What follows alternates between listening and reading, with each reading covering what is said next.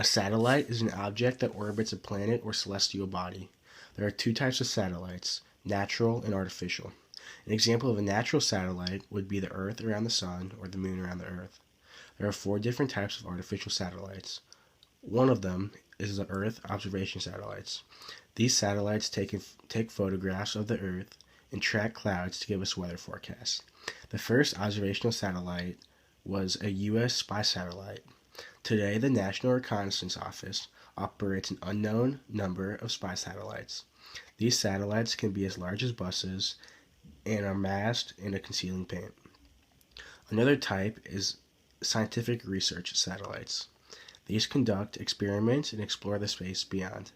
The Hubble is an example of a scientific research satellite and helped scientists discover dark matter and calculate the age of the universe. Navigation satellites were first used to guide submarines around the ocean. Now, the Global Positioning System, also known as GPS, uses satellites to transmit navigational information to cars and cell phones. The final type of artificial satellites are communication satellites. These might be the most significant considering they connect people to people. The most well-known artificial satellite of all time is Sputnik. Sputnik was launched on October 4th, 1957, and triggered the global space race. The United States needed an immediate response to Sputnik. Their first attempt, which was the Naval Research Lab Vanguard project, failed. The rocket exploded in full view of the press, embarrassing the nation. JPL and the United States Army's Ballistic Missile Agency then pooled their resources and knowledge together, and in roughly 80 days, they assembled a four-stage rocket that had a canister-shaped satellite that formed the nose of the rocket. On January 31st, 1958, the U.S. launched this rocket, known as Explorer 1.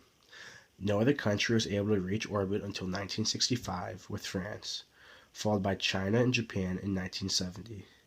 In 1960, satellites lifted communication from the Earth for the first time, allowing voices to be heard from across the United States.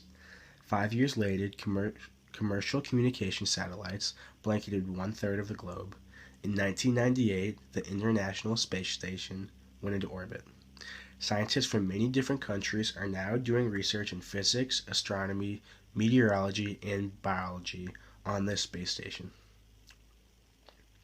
Now, there are over 3,000 satellites owned by over 60 countries.